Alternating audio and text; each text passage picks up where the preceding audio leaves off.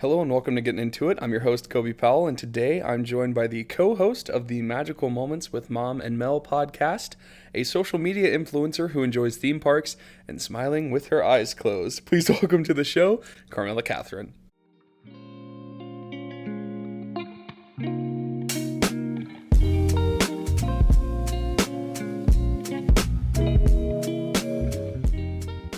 It's true. Okay, yeah, and okay, so it was either going to be smiling with your eyes closed or taking pictures in where your face, like your hand is really close to your face in the frame. Well, because I have like a round face, so it's like I try to like distract from it. You like this one? You know what I mean? Okay. That's one of your go-tos. You don't need to clock me already. Like 20 seconds. 30 seconds, I guess.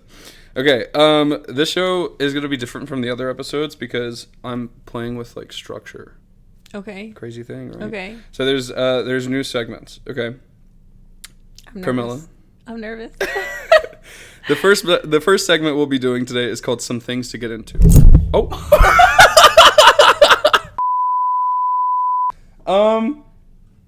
Let's get back to it.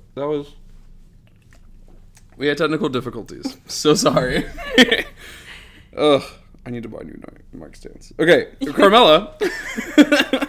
Hey guys. The first segment we'll be doing today is called Some Things to Get Into, where I share some fun facts about you that I've dug up through rigorous research. Okay. Are you ready? Yeah. Amazing. I guess so. You are the person who discovered Sabrina Carpenter, right? You were her first agent? Unofficially, yeah. Unofficially. Guys. You saw her a lot. I saw her 20-something times. Yeah. The first time I saw her was either 2015 or 2016. It was 2016. That's January crazy. 30th. January 25th. 25th. I posted it on January 30th, probably. I remember that. That was it is in upstate New York. With braces. Okay, relax. Aww, you're my so family. cute. I made my family drive. It was like 8 or 9 hours to go see her there. And there was like nobody there. But yeah, I met her there. That was the first time. Post or still during Disney Channel? This was Sabrina Carpenter. During, I think. Well, because I don't know why. I just became like obsessed with her when she was like on Austin and Ally. She was on an episode of Austin and Ally, and I was like, oh my god, I love her. And then she went on Girl Meets World, and I just like stuck with her, and she like was like literally like my personality for like 10 years. Like people at school would just call me like the Sabrina Carpenter girl. Yeah. So yeah. That's crazy. You had pictures of you and her on there, and I was like, oh, that's cute. She met Sabrina Carpenter one time. And I put it down in my notes app, and then I scrolled up, and I was like, she met her again. And I was like, it was serious. Oh my god. No, I had fan accounts on like everything. She still follows me on Twitter. Period. She wished me a happy birthday on Twitter one time. This was like all obviously like before she was big. Was big. But yeah, then you discovered her. The last time I saw her was you're welcome, guys. Cut me a check, please. 2023, I saw her at Jingle Ball in Atlanta. I actually got invited to, that's when her new Sweet Tooth perfume came out. So I was in the Sweet Tooth suite to see her at Jingle Ball. She was there, and we got a bunch of like free perfume, and there was like... I'm so sorry, that's so weird. He was not prepared. Unprofessional. Let me turn on my Do Not Disturb. Go ahead. And you got a bunch of sweet perfume. Yeah, we got a bunch of Sweet Tooth perfume. Caramel Dream was the one that was released. There was photographers there.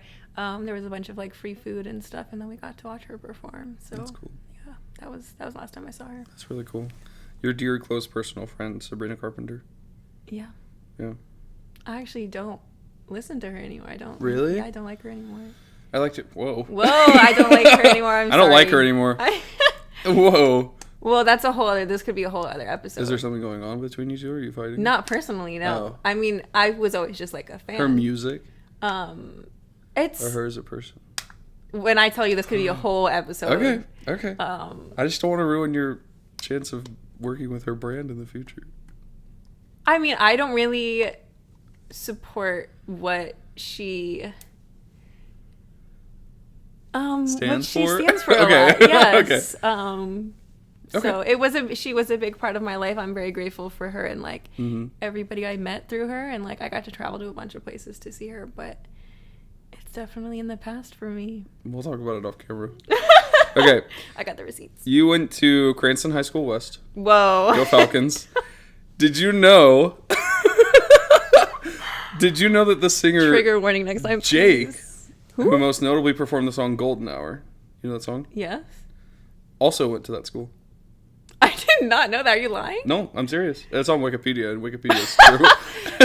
That's crazy. Ansel Elgort also filmed a movie at my school. Really? Yeah.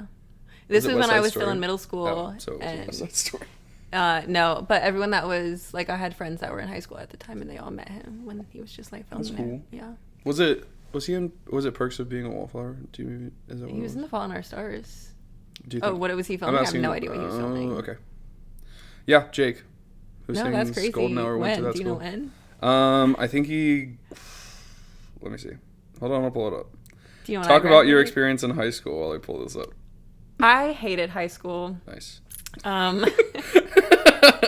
I've always been a very, like, academic person, so, like, and I was a teacher's pet. Mm-hmm. In elementary school, like, people did not like me because I just told on everybody. But no, it was bad. It got to the point where, like, if somebody was doing something wrong, I would just look at them and they would stop because they'd be like, nice. No, please don't tell, please don't tell. It's like they look at you and you're going, yeah, and they're like, no. No, please. Yeah, that was me. But yeah, no, I did not like high school. I had, like, 2 friends, and one of them I met on Twitter. Actually, I didn't even know that she went to my high school at first. Yes, he went there. It does not say when he went graduated. there. Well, how old is he? He was born in Do 2001. some math. Oh, he graduated then in 2019, probably. Yeah. So he was there at the same time. So that was right after he started doing it right after. He studied at the Community College of Rhode Island for a year and a half before dropping out to pursue music full time. So, like, 2021.5 was when he was. No, that's crazy. Yeah, but no, I worked a lot in high school. I just focused, like, on my grades, and I never, like, went to a high school party or, like, really did much. Yeah. But I knew I wanted to leave Rhode Island since I was, like, 12. So I was just really trying to get it over with. I love my family, and, like, I love being with them, and, like, Rhode Island is pretty. Yeah. But being there for 18 years, like, it's so small. Like, there's nothing to do, and, like, everybody really knows everybody. So, like, you would, like, go to, like, the only places you could go were, like, Dunkin' and Target, and, like, everything closed at, like, 6 p.m. Yeah. And then I would be, like, in line at the Dunkin' drive-thru, and, like, the person behind me is, like, my math teacher. The person behind me is, like, my mom's best friend. Like, the person in the drive-thru I go is, like, to the school with... yes, like, I know every single person everywhere I go. Like, my mom would drive, like, 30 minutes to, like, a further grocery store so she didn't have to see anybody. And then everyone's just in your business. So, yeah. I did theater as well. And I did, like, community theater, not just at school. And so people would come see the shows and stuff. And so I would get recognized at, like, the gas station by people I did not know. Yeah, no. They're like, you played that Miss Trunchbull. You were that boy in that dress, right? When you did the... And then they want to talk for, like, 20 minutes. I'm like, bro, I got places to be. I got things to do. You are, and I'm 16 and you're scary. Yeah. So. Or people be like, oh, my God, I went to school with your dad. How is he? And then they ask how my second cousin is. Good. Do you want his phone number? I'll give it to you, and then I'm going to leave. And then I'm actually going to go. Yeah. Do you want to know the other notable alumni of your school? Nobody. Stevie Aiello. I don't know who that is. Singer, songwriter, musician, and record producer. Okay. Monty R.I., an alternative rock band. The whole band? Yep. Named after Arthur Montanaro, a former teacher at West. U.S. Judo National Champion Caitlin Boysu. I don't know who that is either. Marissa Castelli, a figure skater. Mark Van Egan, former NFL running back and 2-time Super Bowl champion with the Oakland Raiders. Hey. Shout out. And Jake. Okay. That's what we got. Those are the notable alumni. And now I almost edited the Wikipedia page to put you on. I'll do it after. It's very important to me. Yeah. So you didn't know him? No, I didn't know him. No, I didn't really, like, I didn't attend, like, in person. I mean, I was, like, supposed to, but, like, I had this thing called, like, a 504 plan, and like, I had, like, really bad anxiety. Yeah. I had a lot of, like, medical issues, like, in high school too. So, like, I would, like, just do all my work, like, at home, and then I'd come in and, like, take the test, and then, like I didn't even go to the pep rallies. Like, I would just. That's fair. Well, I can imagine you didn't go to the pep rallies and get anxiety. Yeah. Did you know I was almost a teacher? No. So when you say 504 plan, actually, you know what you're that talking is? about. Yeah, I did teacher cadet the last 2 years of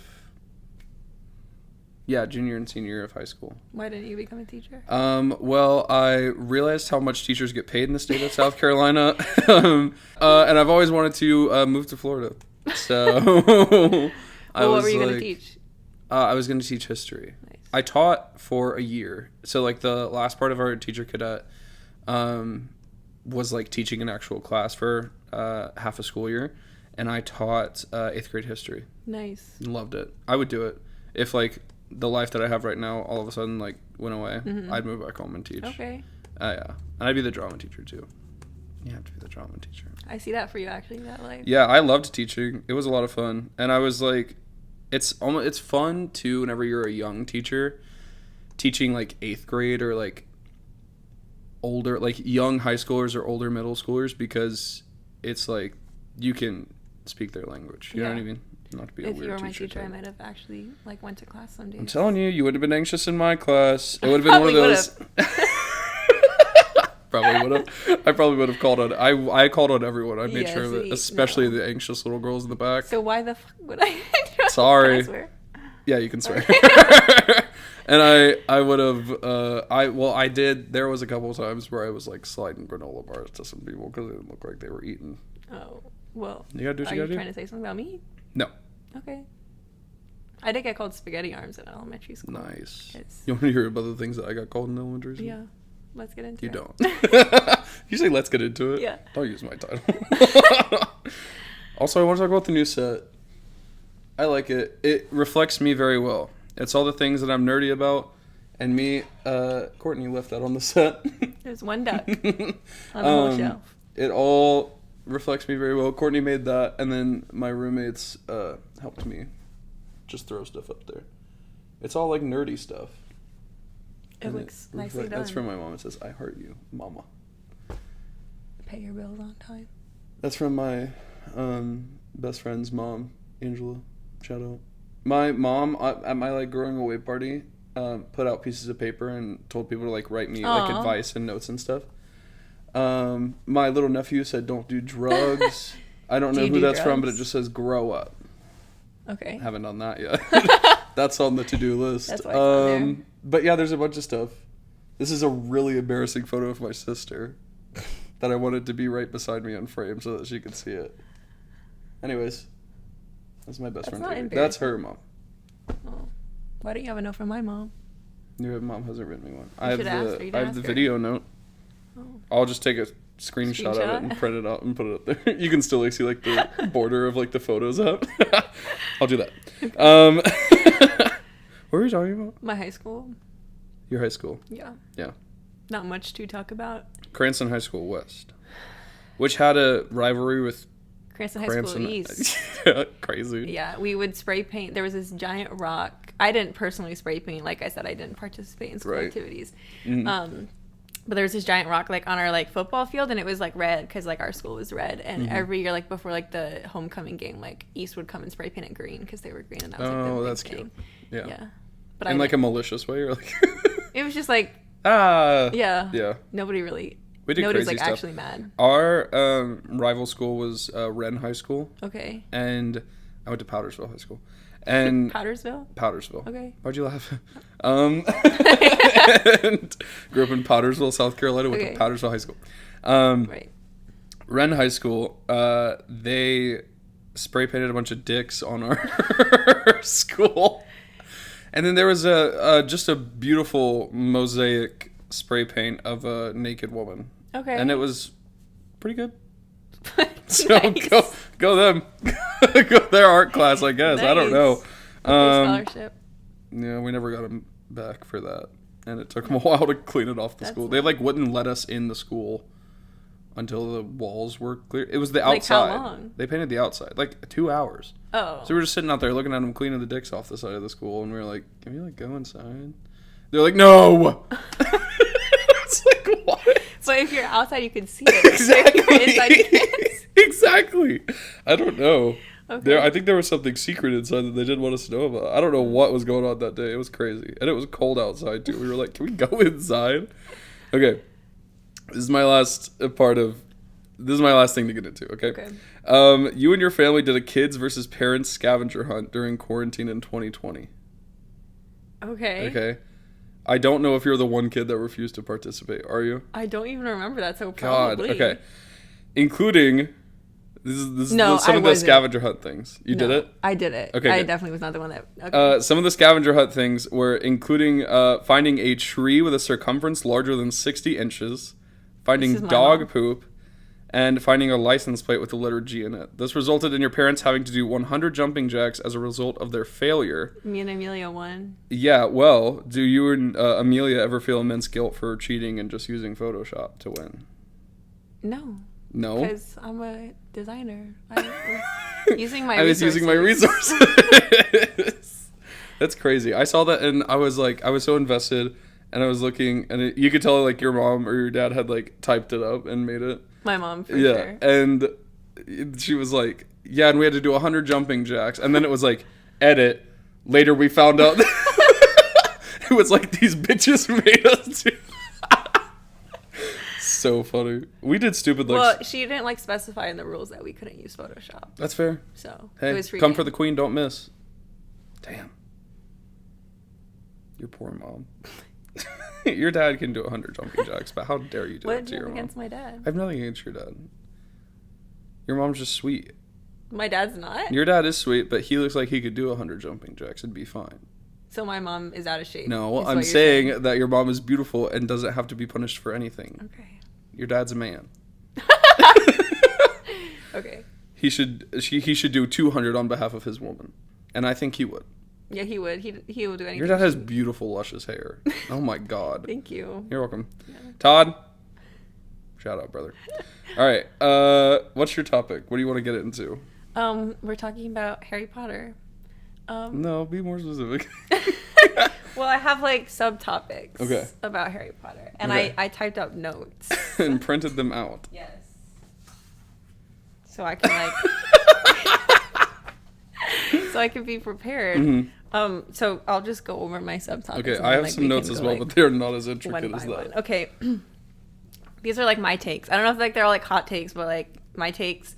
First of all, and I will die on this, so this is like probably what I feel like the most passionate about. Draco was not evil. Like his parents were abusive. Okay. Have you seen Cursed Child, the play? Yes, but it's not real to me. Right. Like I don't accept it as canon. Right. Because also like technically like Jack Thorne wrote it. Okay. And the characters were just not. I feel like it could use some tweaks in the. It could use some rewrites. It's a glorified fan fiction. Right. It's okay. Nice. Thanks for saying that. I won't be. Okay, but like at what point there? Okay. Wait, I need to just go over my stuff, and then we'll go back. We're gonna go all the topics, and then. Well, if you want to split it up, like we don't have to. Whatever you want. Okay. My second take is Dumbledore was a bad person, just flat out bad person. I cannot defend him. I won't defend him. Third, Harry would have done better in Slytherin, and I'm also probably a little biased because I'm a Slytherin. Nice. But he would have ate in Slytherin. I don't know. His son was in Slytherin. What are you in? I'm a Hufflepuff. That checks out. That clocks, girl. Molly Weasley was not a good mother. I have a lot of notes about this. This is the biggest one that I disagree with you on.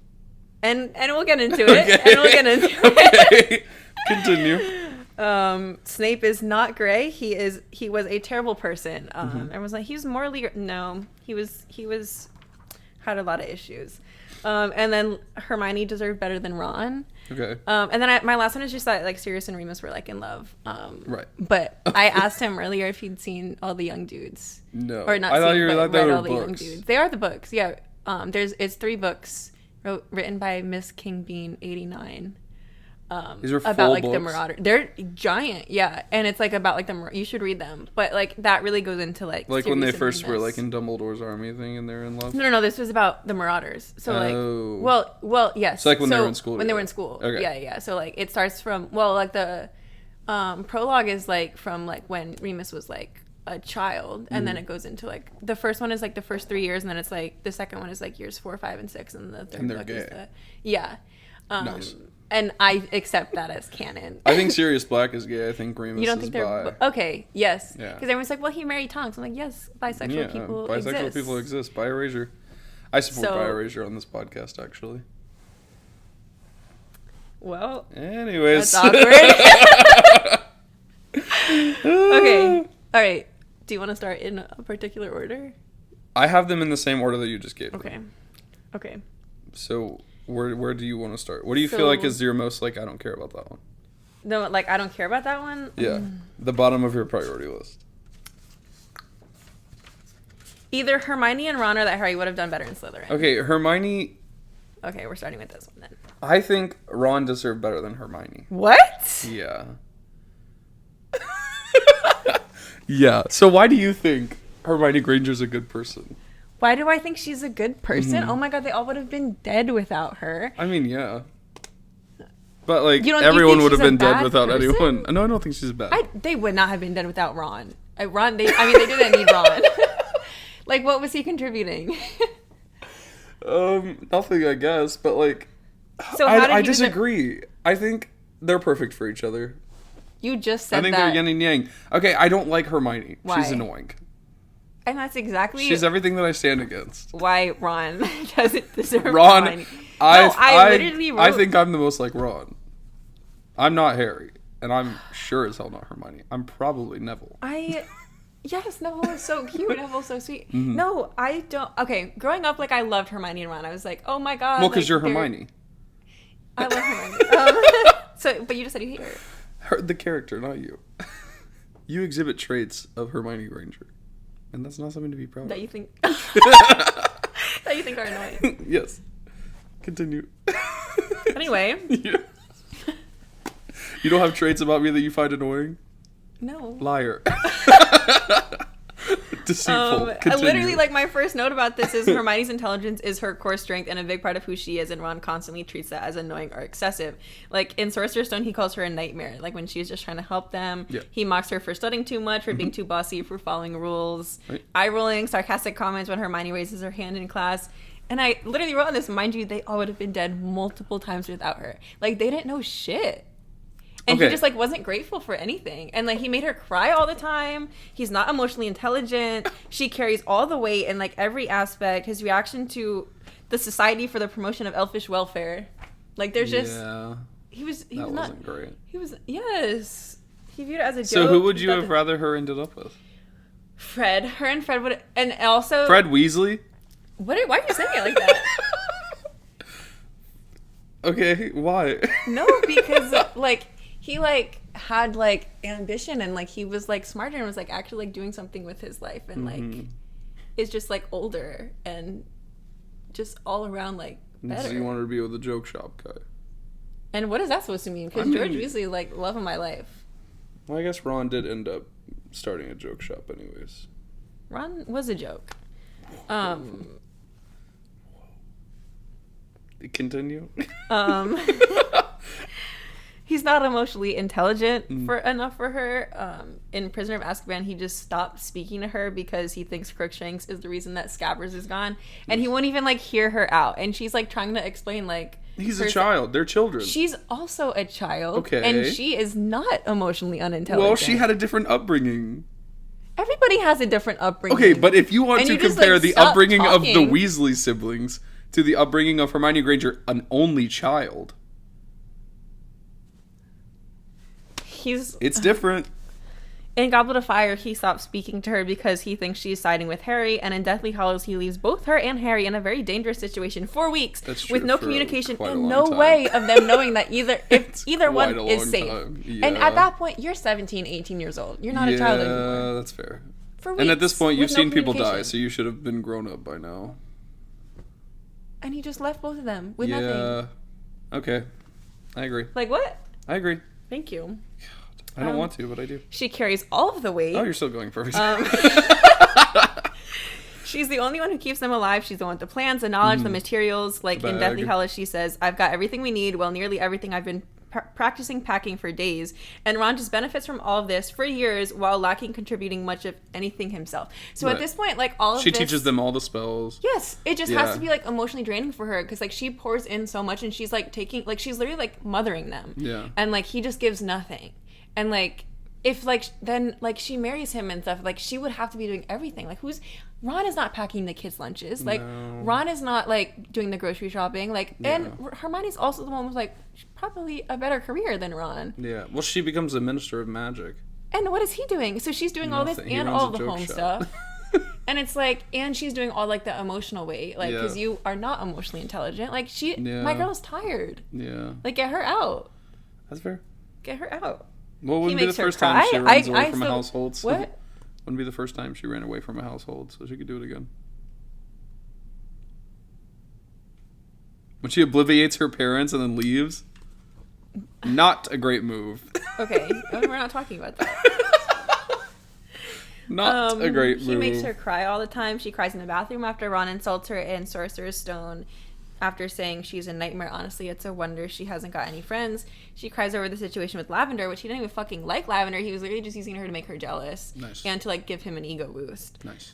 She cries extensively over him in Deathly Hallows when Ron leaves them. So it's just, like, all around, like, he really did, like, nothing for her. Nice.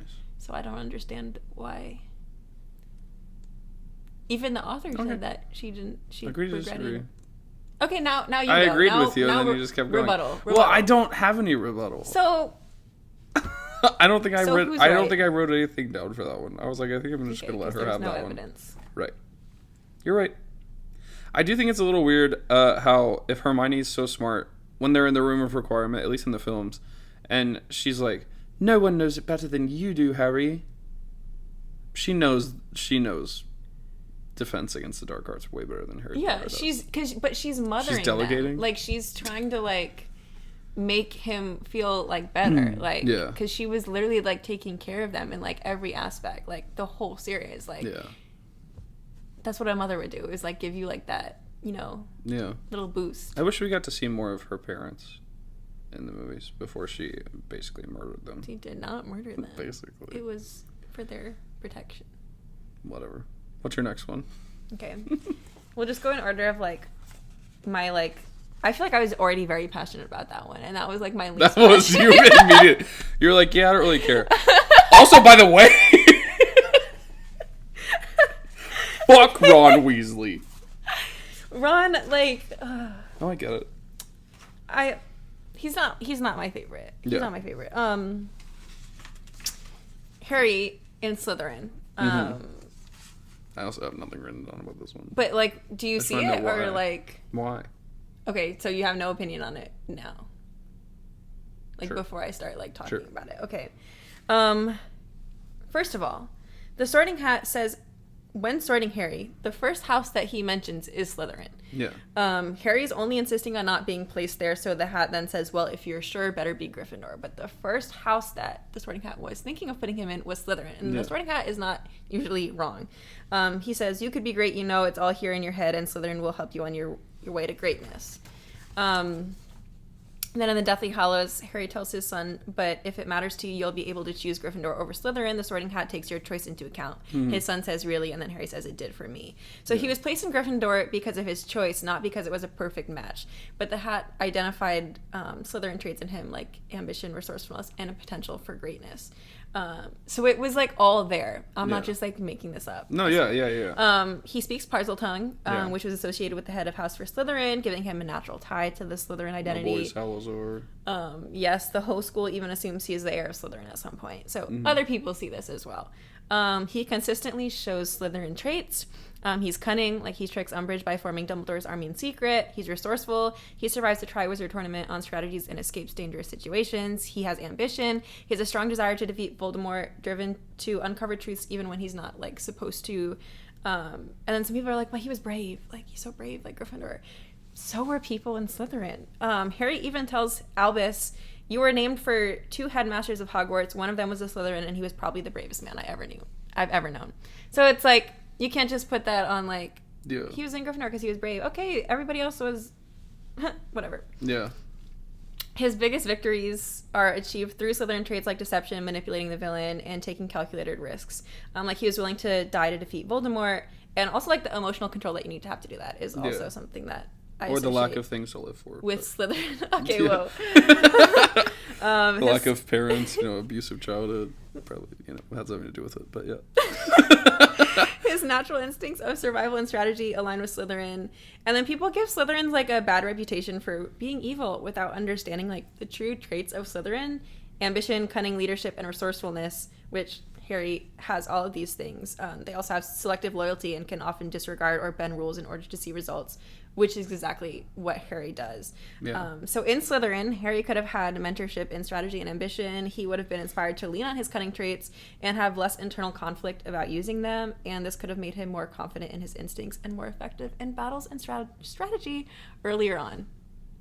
So I think if you really Slytherin, think that? Yes. Do you disagree with this now? Well, Do you want to read it again? No, I see it. So one of the theories that I was going to bring up is Harry is obviously a Horcrux, right? Mm-hmm. I am of the opinion that the reason why the Dursleys were so horrible to him is because of one's exposure to the Horcrux, right? And how it makes them just bad people, especially Muggles, who are, like, the least resistant to them whatsoever. Okay? Okay. Why are you laughing? What do you think? Say something. No, I've heard the theory. I understand what you're saying. Okay. I think that if he were to be... I think that's why the Sorting Hat was thinking Slytherin at first. I don't think it actually was going to put him in Slytherin. Because it had two people to pick for. Because it had both Harry and Voldemort to pick for. Do you understand what I'm saying? Yes, but Harry embodies a lot of the traits that Voldemort had. Right. I also think that if Harry were to be put in Slytherin, that Snape would have been even worse to him because he would have had more access to him.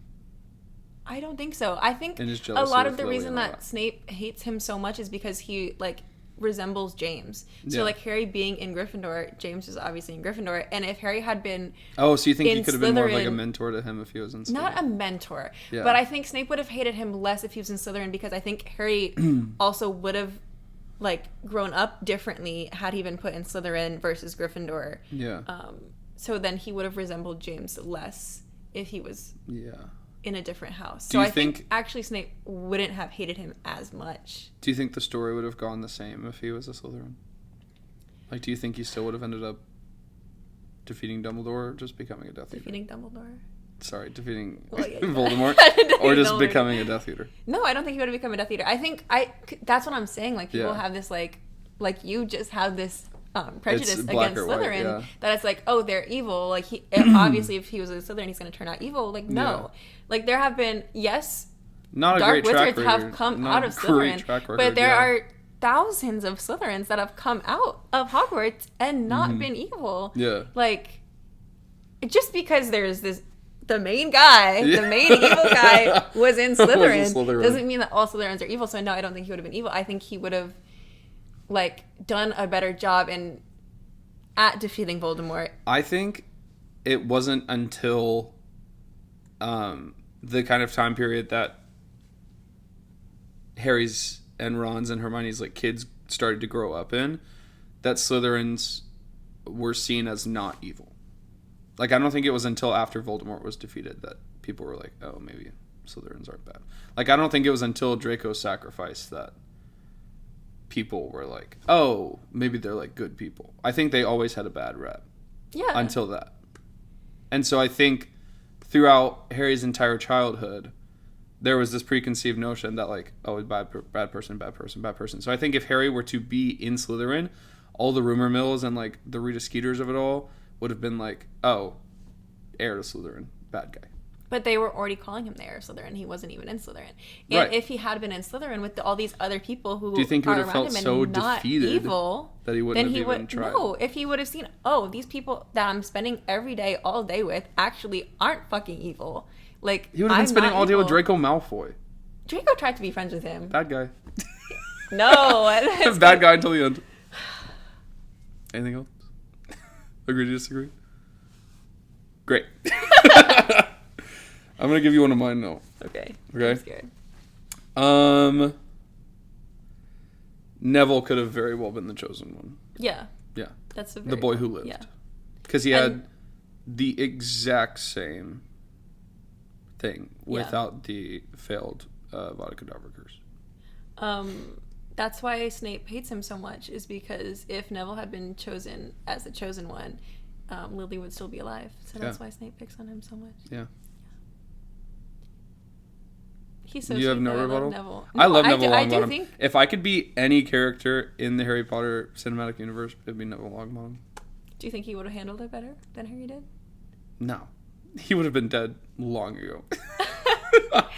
He didn't grow a pair until he had to. You know what I mean? Yeah. Like, he kind of just, like, coasted. Yeah. Until, like, the 6th movie where they're like, hey, we need you to, like, lock the fuck in, brother. Well, he stood up to them in the first one. Yeah. He was scared. Okay. But not successfully. He got, like, 50 points, right? Yeah, something like that. See? But still, he was just, like... Well, that's also because Dumbledore is in... Nepo baby. Dumbledore? Yeah, well, Neville Longbottom was a Nepo baby. Oh. Yeah. I was talking about Dumbledore's because giving points. Exactly, because his parents were in Dumbledore's army. Dumbledore just wanted Gryffindor to win, even though it was already fucking decorated with Slytherin and all the Great Hall. Yeah, why was he like that? 50 I points. agree with you, Dumbledore's not a good person. Thank you. He's weird. I can't stand him. Gay, though. Shout out. He was gay. That is his only redeeming quality. But that thing with the... Oh, I don't intend on that. And then, like, that was fire. Yeah, that was cool. That brings me back to the Molly Weasley point, but... So you want to talk about Molly Weasley? Okay. You think she's a bad person? Let's talk about Molly Weasley. Let's talk about her. How many bullet points do you have on the 3 paragraphs? This is all Molly. This is all Molly. 2 pages. And this is all 3 Molly. pages. Wait, can I read it? Yeah. Okay. It's like kind of all over the place. Though. Okay, I imagine. Okay. It just says in bold, Molly Weasley was not a good mother. Yeah, that's my like. Ooh, that's not what I said. I said she wasn't a good person. Okay. She's not a good. I think she was. I think she thought that she was a good person, and I think overall, I don't think she was a bad person, but she was a bad mother. Okay. You know what I mean? Yep. Like, okay, just to clarify. Okay. Favoritism, especially towards Harry. She doesn't remember what kind of sandwich Ron hates or what his favorite color is, but she remembers Harry's eye color and makes him sweaters to bring out his eyes while making Ron maroon sweaters, which he hates the color of. So you hate your child. Yeah. Well, she's got so many of them, and none of them look like Harry. And whose fault is that? Who set that system up? That's fair. Well, technically the government. Because in Goblet of Fire, Molly says Rita Skeeter goes out of a way to cause trouble. Amos. That was an Australian accent. I would have thought you'd know that working at the ministry. But then, when Skeeter writes a negative article about Hermione, Molly believes it immediately. Like, you were just complaining about her. Like, saying Rita Skeeter, like, is always, like, just making shit up and, like, causing shit. And then she says something negative about Hermione. She's like, oh, Hermione's a slut. Yeah. Oh, must be true. It's about Hermione. Hermione's, like, 14. Honestly, I'm Molly. Anyways, page 549, nerd, of Goblet of Fire reads, Percy's letter was enclosed in a package of Easter eggs that Miss Weasley had sent. Both Harry's and Ron's were the size of dragon eggs and full of homemade toffee. Hermione's, however, was smaller than a chicken egg. Her face fell when she saw it. Your mom doesn't read Witch Weekly by any chance, does she, Ron? She asked quietly. Misogyny that comes from the author, apparent in all the female characters in the series. Yes, so... And that is not necessarily like... It's not Molly Weasley's fault. No, it's not Molly Weasley's fault. Misogynist. But, yes, all of the female characters in Harry Potter are either written, like, as, like, mothers or, like, motherly figures, or they're, like, completely unhinged, or they're, like, a love interest. Insane, And so that is very much, like, embedded into, like, Molly's character. That's fair. Okay. There's just one moment that makes none of this matter to me. When she killed Bellatrix? Yes. Okay, bitch, I would have killed Bellatrix too. But... Oh my god, she's a great mom. She didn't let her fucking kid die. You bitch. Anybody should... No, she used to freaking cooking spell, laundry spell, baking spell. Any good. Self-respecting mother would have not let their kid die. But but it was just so badass. In Sorcerer's Stone, we first see Molly with her family heading to platform 9 3/4. This is on page 92. Now, what's the platform number? Said the boy's mother. 9 3/4, piped a small girl, also redheaded, who was holding her hand. Mom, can't I go? You're not old enough, Ginny. Now be quiet. Right off the bat, we're not even 100 pages into this series. We see Molly shut the fuck up. Not comforting her child, but silencing her. Ginny was 10 years old, and at the time had never lived without her brothers before. Right. So she's probably feeling some type of way. Feeling traumatized, yeah. Molly's like, shut the fuck up. Not now. Fuck off. Like, immediately. Yeah. In Chamber of Secrets, she sends a howler to Ron when they flew the car to Hogwarts. Granted, that was not the smartest decision on Ron and Harry's part. But you didn't have to publicly humiliate them like that in front of the whole Dropped it off in the whole Great Hall. Ronald Weasley! I wrote it. It's there. She threatens him, saying, you wait till I get a hold of you. Yeah. She makes Ron feel like a disappointment. She says, I thought your father would die of shame, and absolutely disgusted. The ministry has started an inquiry into puts all the blame on Ron when Arthur should have also been held accountable. He illegally enchanted a Muggle vehicle when he was a Ministry of Magic employee working for the Misuse of Muggle Artifacts Department. True. But she says, your father's facing an inquiry at work. It's entirely your fault. What he did was illegal. That's true. And that's Ron's fault? But they wouldn't have known it unless Ron did something. It's still illegal. You shouldn't have said it's all your fault. You should have said it's entirely your fault. Yeah. And publicly humiliates him instead of dealing with it privately. Well, he just doesn't have the emotional intelligence, you know? He doesn't. Hermione said that shit too. Hermione said, well, you are a dumbass, so... And then she goes to say, like, that she doesn't blame... Is that when she doesn't blame Harry or when he comes home? Yeah, with the flying car again? He looks with the howler and she goes... Yeah. Harry, dear, I don't blame you. Dear, don't blame me, or something like that. Even though they were both equally... You just hate your No, kid. She looks at Jenny and she's like... Hope you're going well, dear. Either way. And looks back and goes... No, the thing with Harry, when it was the twins and Ron came to pick Harry up. Yeah. And then she was like, Harry, I don't blame you, even though he was also part of it. But, I mean, he just grabbed the owl in his case and then got in the car, so I don't really know how it's his fault, but... Okay, I guess so. I would have gotten in the car, too. Fuck the Dursleys. She was happy when Bill got scars because she thought Fleur would leave him. And she says, I guess you'll be leaving him now. Also just misogynistic, nice. Because she always hated Fleur. And then also her thinking that the only reason that someone is with her son is because he's handsome. Like, your son has no other qualities that, like, she would want to be with him? It's not the red hair. All right. But really, my biggest thing with her is how she treats Fred and George. First of all, she can't even tell them apart. Yeah. She literally doesn't know which one is which. And when she this was in Sorcerer's Stone, and they were like joking around with her, but she genuinely didn't know which one is which, and they were 13 at that point. Your kid's a teenager, and you can't tell them apart. I believe you. She's a bad person. No, I'm not done. Oh God, are we on page at least 3? Let me read these. Okay. She doesn't support them emotionally or financially. She calls their joke shop nonsense. She compares what they're doing to their older siblings and wants them to follow a natural order like Percy, mind you, which is probably the sibling that you'd least want to be like. Yeah. And also, Percy's not dead. I was thinking about Arthur. Arthur's not dead. George. Fred is dead. Fred is dead. I couldn't tell the two of them apart, so can't even blame her. And we'll see you guys next week. And that's been the show.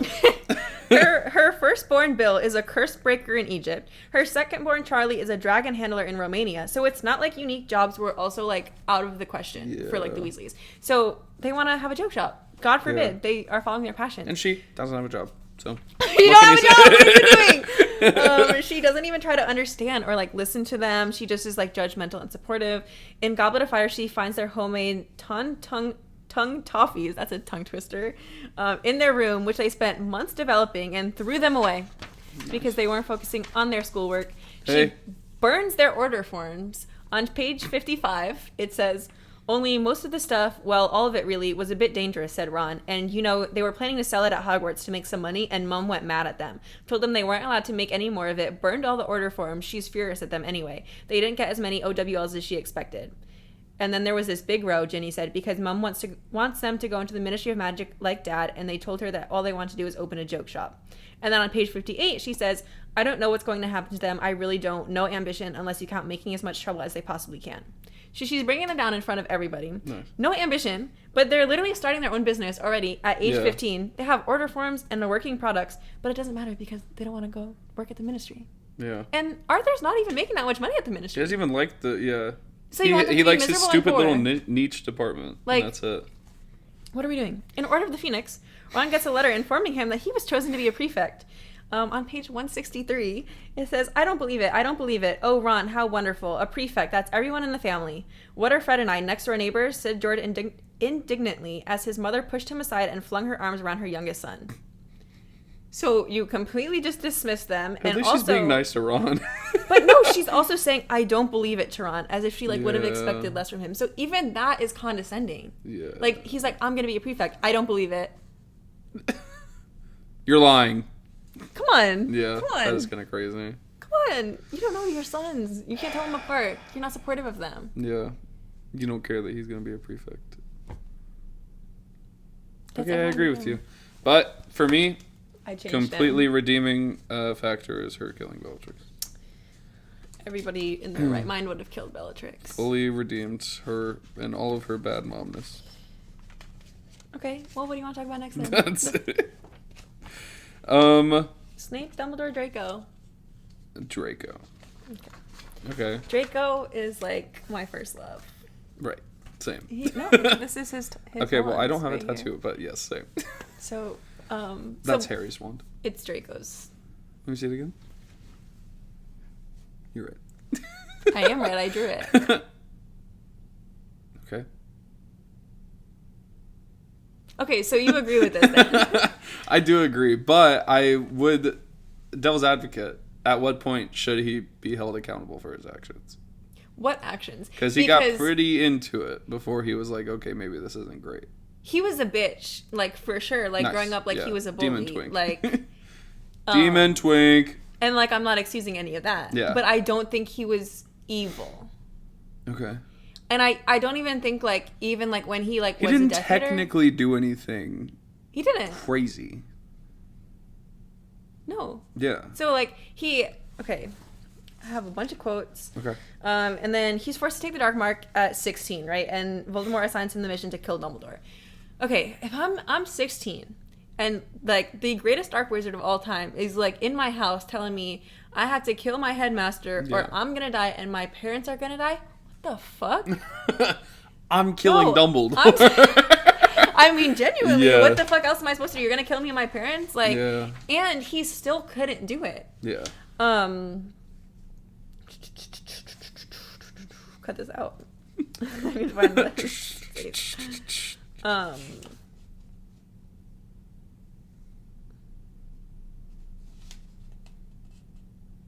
okay.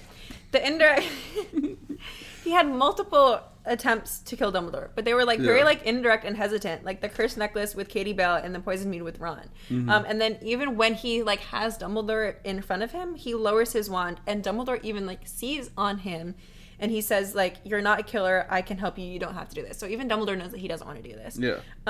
Everything that he was doing was like he was like acting out of fear. So like it wasn't like he was like maliciously like trying to do anything. He does not want to kill anybody. He cries when the bird in the vanishing cabinet, when it comes back dead, he cries. And like he continuously fails, even though like him and his parents' lives are on the line. He can't do it. And people, he's evil. Like he literally had no choice to take the Dark Mark, and like except like you can't just tell Voldemort no, bitch, you're dead. I don't think they're saying he's evil because of the So why do you think Death people are Eater saying stuff? he's evil? I think it's because of how he treats Harry and Ron and Hermione. No, but I'm saying he's a bully. Right. But he's not evil. There's a difference between... I'm not saying you don't have to be a murderer to be an evil, but like he's got some evilness in him. Probably because he's a Slytherin. That's just rage bait. he was the product of his environment, and yeah, he didn't know. Okay, and I'm not like saying okay, his dad was evil. His mom was not. Okay, also kind of disagree with that because I think she was doing the same thing as Draco, and just trying to, like, just kind of make sure his dad was happy.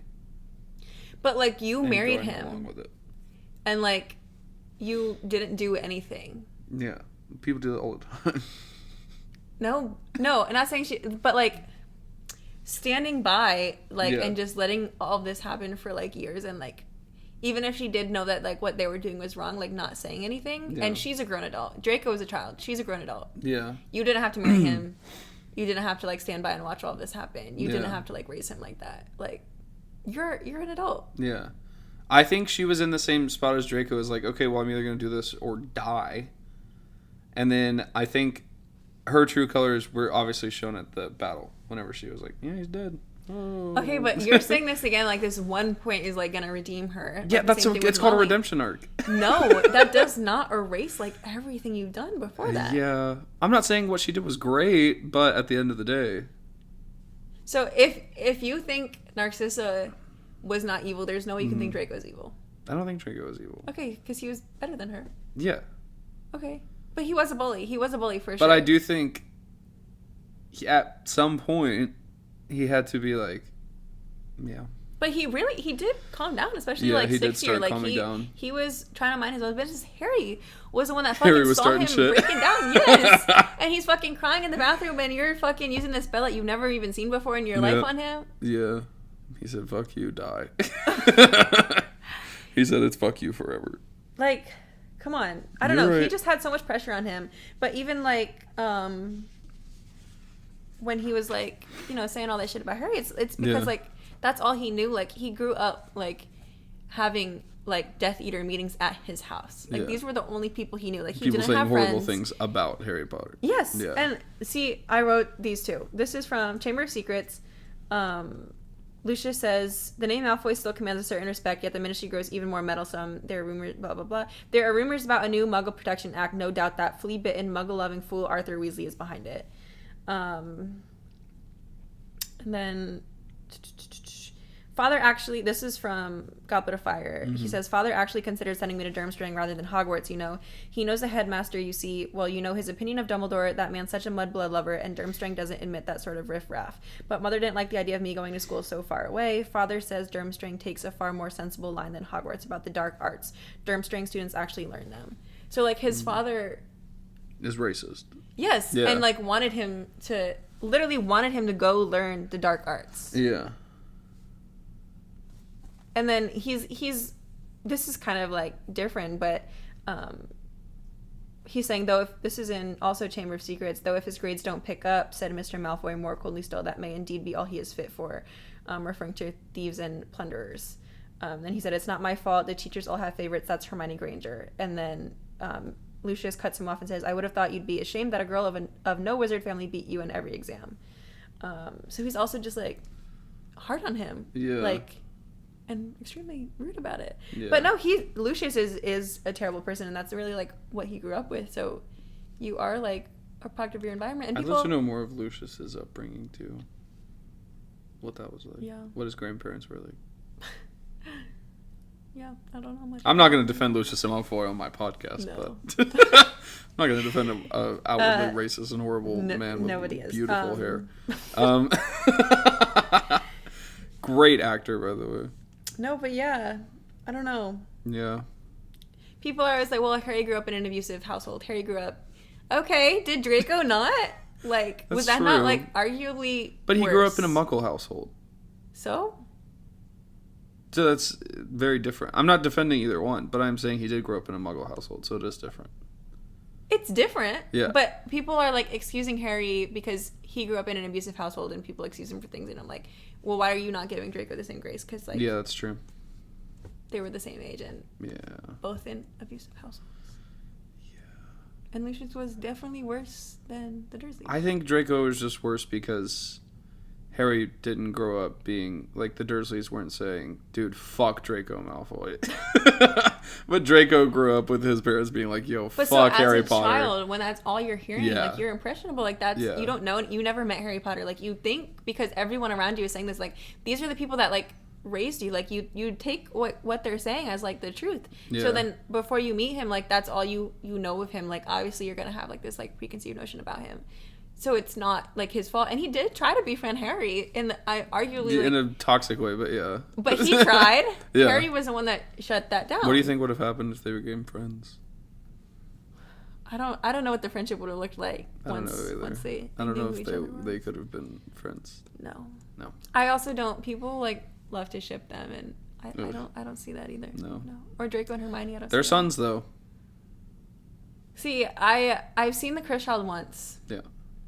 I don't know enough about it. Did you see the post-COVID version or the original? Like the 2-night? Post-COVID. You saw the 1 night. Where you sit in the theater, you watch the whole thing, and then it's over. Okay. It used to be 2 nights. It used to be 2 nights. Yeah, it was way cooler. But it was really cool. And they really expanded on, like, their lovers part at the end. It was really cool, though, when... Like, at intermission, they, like, changed, like, everything in the lobby. Like, that was awesome. Yeah, that was cool. But, yeah, I saw it once, and I do want to see it with Tom Felton, though, just because that's Draco. The only, like, production that is still, like, the original is London, and they're going to One Night in September. Damn. So should we go to London? I really want to go see it. I don't have a passport. Riley's going to London. When? Well, don't August. say it on... Sometime in August. This is her flight confirmation. Her flight number is... I do want to go see it. Because it was really good. Anyways, I saw it twice while I was in town. The last one is... you didn't invite me. Because you saw it. Yeah. The last one is... Snape is not gray. He was a terrible person. No, there's 2 more. There's 2 more? We also talked about Dumbledore. I feel like we covered that already. No, we didn't. But gay. For literally factor. A terrible person. Yeah. Okay. I guess if George Santos is gay, then... Where's my Snape notes? So many. How long did this whole document take you? Not that long. 2 days. 2 days. Okay, before what do you think of Snape? Before I start talking. I think it's another thing of I wish we knew, like, his parents more. But he had a horrible life growing up in school, and he was extremely bullied, and had big trench coat energy, if you know what I mean. And like, he was bringing wands to school, you know what I mean? But it's like, I don't know, he was so in love with Lily to the point, I don't get it. I don't understand why. Was he in love with Lily? Can you be in love with somebody that you were never with? Yeah. No, you can't. Yes, you can. You've never been in love with someone that you've never actually been with? Because you don't know them. You don't see them in a relationship setting. Well, you can know someone without dating them. Not in a relationship setting. Right, but you can still be in love with them. You can be in lust with them. I disagree. Have you been in love? Yes, I've been in love. Were you with the person? No. I've been in love multiple times, but once...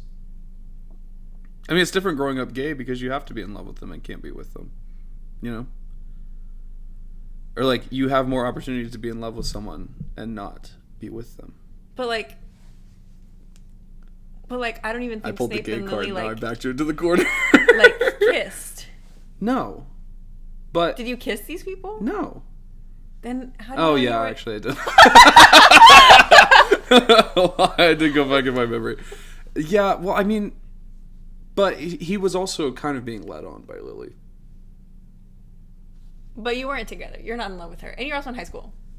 You're not in love. Yeah. You're a child. I guess. This is just you being like, you're wrong. And I'm like, okay.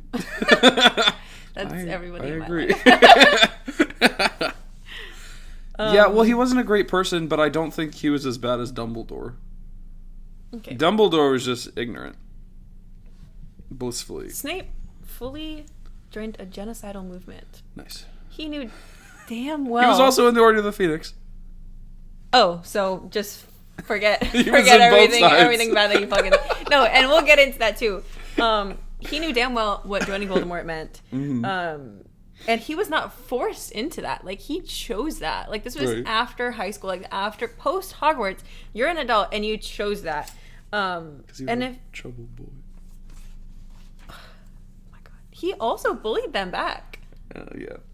Like, it was like it wasn't like he was like not doing anything. Yeah. Like, it was like a back and forth thing. And the other ones didn't turn out like that bad. I mean, James, I have complicated feelings about James as well. Right. But Sirius and Remus... He's a little bitch boy. Yeah. Gay. Sirius and Remus. The lovers. But then, like, Snape's redemption is just based on obsession. Somebody didn't like him back in high school, and he made that his entire life's problem. That is true. That's a little sad. That's what I'm saying. Like, move on with your life. You're like 40 and you're still thinking your about Lily whole Potter. life is ruined because somebody didn't like you back when you were 11 years old. Put your Patronus. Come on. Like, grow up. That's what I'm saying. Get over it. Yeah, I agree. And he's willing to let Lily's husband and baby die as long as Lily is spared. That's not love. That is obsession, and it's very selfish. He's like, yeah, just kill her husband and her 1-year-old baby, but like let her live. I'm okay with like killing James, but yeah, you shouldn't. The baby, the 1-year-old baby, you were like, yeah, just kill him. I get, just kill James. And you're gonna say you're in love with the girl? Yeah. But you want her baby to die? How are you in love with the girl? That's a little stalkerish. That's what I'm saying. Yeah. He only started playing both sides. Mind you, he was a Death Eater this whole point, just a Death Eater. Yeah. He only started playing both sides when he realized that Lily was in danger. So it had nothing to do with morals or him seeing that Voldemort was wrong. It was literally just selfish about Lily, and he does not show regret for anything he did as far as joining Voldemort, supporting blood purity ideology, or causing harm to anyone. He only shows regret for Lily. And considering how close he was to Voldemort and how much Voldemort trusted him, he definitely had to have spent years torturing and killing probably a lot of people. Yeah. So like, he was a bad person, and the only thing that was like, well, I regret this is because fucking Lily died.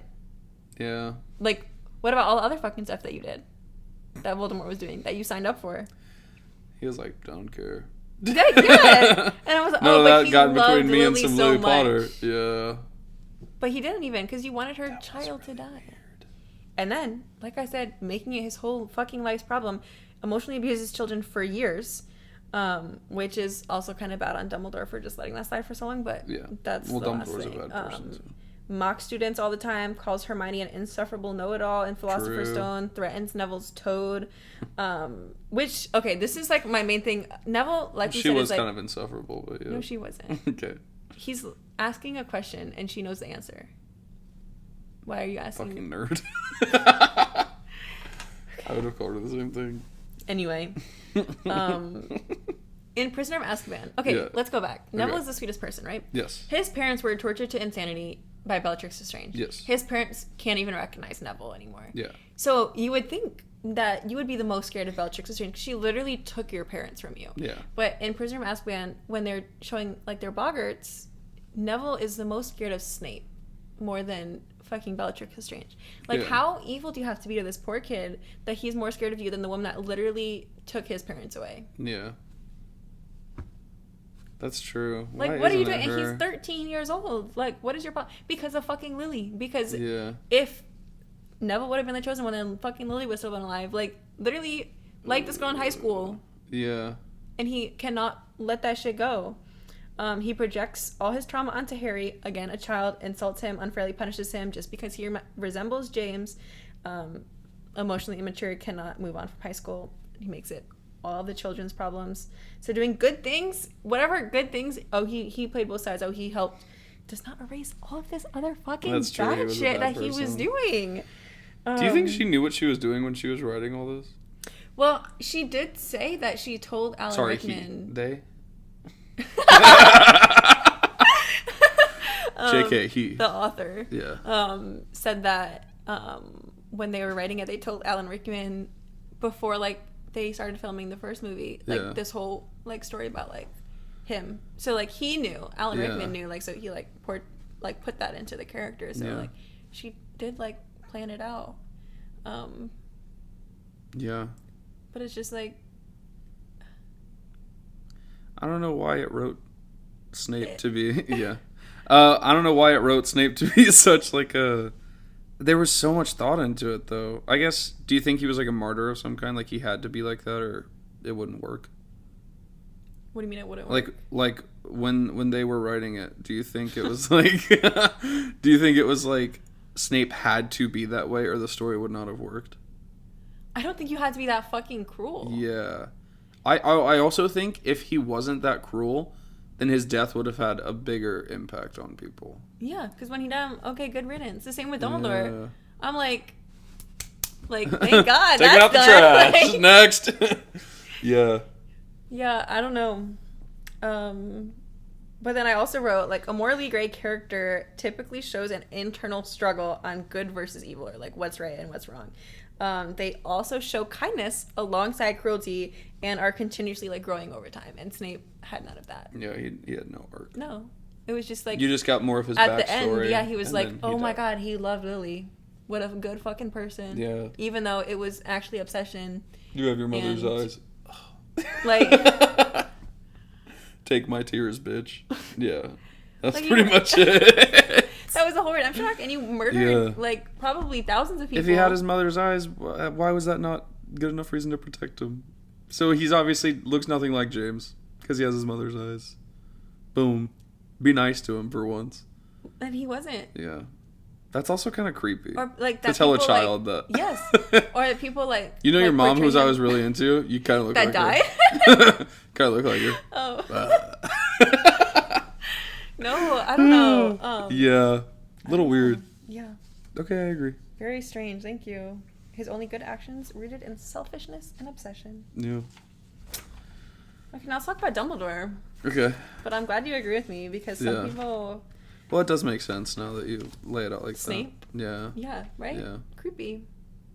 And this whole time, old ways. Move on. Even Dumbledore was get like, over Betty, it, freak. Yeah. What are we doing? He's like, God, I need to find a new Defense Against the Dark Arts. That's teacher. Oof. I don't know, man. Yeah. There's no redemption. Odd. For me. Weird guy. For him. Dumbledore, also very bad person. Mm-hmm. First of all, just like his treatment with Harry. Like, you leave Harry at the Dursleys, which you were told how terrible they were. Left him on the doorstep for hours without checking back in, and McGonagall He had Miss Fig over there. What? He had Miss Fig over there. Just watching him. And then he was raised in this abusive household. Yeah. Because Dumbledore thought that was the best option for him. And then spends a whole year ignoring Harry. So, like, before this, like, he acts as, like, a mentor and, like, a father figure to Harry in his first few years at Hogwarts. And then in Order of the Phoenix, cut that shit Professor! off. Yeah. Professor! Completely, like, ignore him. Yeah. So you created this parental dynamic with an abused orphan, and then just cut it off. Yeah. So you led on this abused orphan confused, with a father complex, traumatized. Like, what are we doing? Refuses to communicate with him at all, and then just hides everything from Harry, and instead just like chooses to manipulate him into like doing whatever like he thought was best. Knew from the start that Harry would need to die in order to defeat Voldemort, so he was literally just plotting the death of his child like the whole time like he was growing up. And even Snape called him out for that. Mm-hmm. And, like, if Snape is calling you out for doing something wrong, like, it has to be bad. It's fucked. Yeah. He's like, if Trenchcoat's calling you out.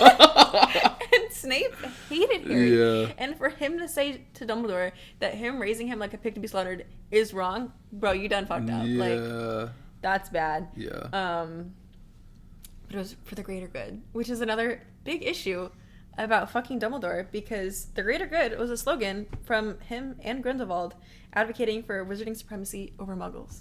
In his letter to Grindelwald, let me read this. This is his letter. Yay. Your point about wizard dominance being for the muggles' own good, this, I think, is the crucial point. Yes, we have been given power, and yes, that power gives us the right to rule, but it also gives us responsibilities over the ruled. We must stress this point. It will be the foundation stone upon which we build. Where we are opposed, as we surely will be, this must be the basis of all our counter-arguments.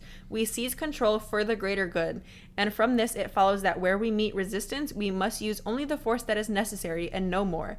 This was your mistake at Durmstrang, but I do not complain, because if you had not been expelled, we would have never met. Dumbledore wrote that to Grindelwald. Yeah. He ate him up, low-key, but I mean...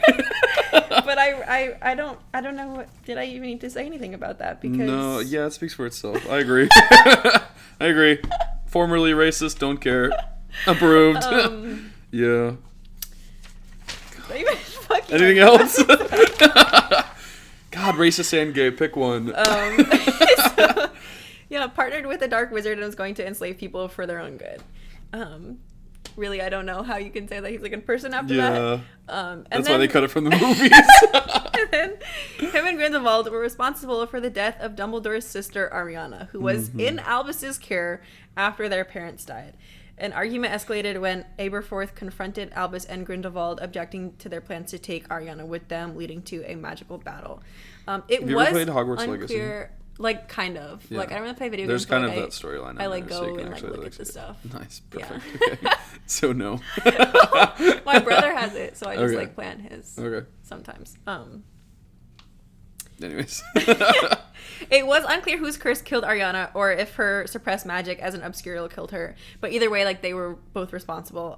And then he avoided, like, confronting this because he didn't want to confirm that it was his own spell that killed her. So, like, he couldn't even, like, face that. He was just like, oh, let me pretend that that didn't happen and, like, move on with my life, even though I just killed my sister. Yeah. I don't want to know that I killed her. Everyone's so traumatized in these books. Yeah. That's just another terrible, terrible thing. And then you let Tom Riddle grow into Voldemort. And it's not like... That is true. He didn't look at him and be like, oh my god, he's about to be like the greatest dark wizard of all time. But like from the beginning, like literally the first time that he met him at the orphanage, he hears Tom is having this conversation with him, and Tom says, I can make animals do what I want, and I can make bad things happen to people who are mean to me. And he says that he can speak to snakes. He says, they whisper things to me. Is that normal for someone like me? Which obviously that has a heavy association with dark magic. So you're hearing all of this, right? You're hearing that he likes to inflict pain on others, and you're like, yeah, bro, let's bring him into Hogwarts. And he's like, furious. And let's teach him. And then gives him everything that he needs, access to everything that he needs to become Voldemort. And then he knew that he opened the Chamber of Secrets, but he couldn't prove it. But he knew that he opened the Chamber of Secrets, so much so that he kept Hagrid at Hogwarts because he knew that Hagrid was innocent. So you know that this is all is happening, like, under your nose, like, under your roof, like, at your school, and you're not doing anything about it. And then, like, you're seeing him grow into this, and you're just, like, letting it happen. And then, oh my god, he's Voldemort. Yeah. He's terrible. Who knew? What? Like, what happened? I don't know how that happened. Yeah. Like, bro, he said from the first time you met him. And then he knew that Sirius was innocent. He didn't know at first that Sirius was innocent. Mm-hmm. But in Prisoner of Azkaban, he found out that he was innocent. And what does he do? Nothing. Sirius has to go into hiding for the rest of his life. Well, sucks for you. Yeah. There are also just, like, I mean, this is like a plot hole thing, but, like, there's, like, a million times that, like, they could have just used Veritaserum. Yeah. Just fucking... Yeah. Oh. I didn't even think about that. Would have been really easy, actually. On literally anybody to, like, with the Chamber of Secrets, use it on Tom. Like, when you were trying to prove, or, well, he wasn't trying to prove, but you could. And you can't even say, oh, well, it's inhumane, because what they actually did was inhumane. Like, yeah. Y'all, that letter I just wrote, I just read from Dumbledore, like, he wasn't doing... You could have used that. You had some reparations to do, and you didn't do any of them. Even if he did change his mind, which I do think he changed his mind by the end. Like, as he got older, he obviously changed his mind about them, but still, like, he still, like, held that, like, belief, like, everything was, like, for the greater good, on, like, what, like, he considered to, like, be, like, the right thing, without, like, talking to anybody about it. And, like, whatever he thought, like, was right, like, that's what they were going to do, and he wasn't going to discuss that with anybody, and he wasn't going to let anybody in on the plans. It was just like, well, that's right. Yeah. What I think. Well, that's the right. way that it is. Yeah. Man. Yeah, that's my thoughts on Dumbledore and then a lot of other people. Do you have anything else? Do you have anything else? Yeah, we have another segment. That's crazy. God. Okay. Nothing else about Harry Potter. We just talked for an hour. Well, it could be. It's up to you. All right, Carmela. All right, Caramel. This is a new segment called Get Into This. Okay. Okay. I'm going to have you pick a number 1 through 5. That number will correspond to a prompt. You then have 90 seconds to respond to the prompt. Okay? Okay, I'm ready. Let me pull up a 90-second timer because I was unprepared. 1 second. Okay. I'm realizing now that that's actually just a minute and a half. Okay. 1 through 5. 3. Okay. Tell me something you think more people should get into. Give me 1 second because it just reset. Your timer starts now. Art. I think everybody should do like some type of art. It's like, it's just very therapeutic. And so I'm a designer. I go to art school, and most of my work I've always just done on the computer. And like recently, like especially I've been having like a lot of like anxiety about like, do I want to do this? Especially with like how the industry is right now. But I started like, you were at a gallery yesterday. I was. I went to the Orlando Museum of Art. Which was beautiful. Everybody should go to that too. But or your nearest museum. Yeah. But yeah, I never painted or really did much fine art. But I started that like just for myself. And I'm trying to like not to be like a perfectionist about it, but like doing it just for myself and like moving and like not looking at a screen and like actually like physically like making something is like literally like just takes your anxiety away. And I think like everybody could do, even if it's not painting, like you could like sew, like crochet, like draw, like write, like any art form I think is everyone could like benefit from. Yeah. You and like a lot of the upcoming guests on the show, you finished with 20 seconds to spare. Period. You and a lot of upcoming guests on the show are all artists. There's literally a episode I'm hoping to film, I hope probably tomorrow, where it's literally like we're going to be painting on the show. You know, so it's like you didn't ask me. Did they ask you? Yes. But like I really want to start highlighting artists and stuff like that because most of the people, I'm not like a draw stuff, paint stuff artist. And I don't think this is an art form. I mean, it probably is, in some way. But I do like graphic design and stuff like that. But I think highlighting people who actually like can do that stuff is so important because it's really cool. Like Courtney did that for me. And yeah, it's copying like the actual like logo that I made. But like that's my handwriting and she copied it perfectly. Like that's crazy, you know? Yeah. And I think and she did this with expo markers on a whiteboard that's a calendar. Like it's like I couldn't do that. And so yeah, that's so cool though. Yeah. I agree. Okay. I think hold on. Let me get out of the time we're at. Okay. That's it. Okay. Do you have any final closing arguments? Milo Manheim is gonna be Flynn Rider. God. So don't I know it? Be sad. I'm on your close friend story. Okay. You said it one time and you were like, oh my god, shut up. Okay, let's been real. Yes. Love you. Thanks for having me on. Love you too. Wait, should this be the thumbnail? Yeah.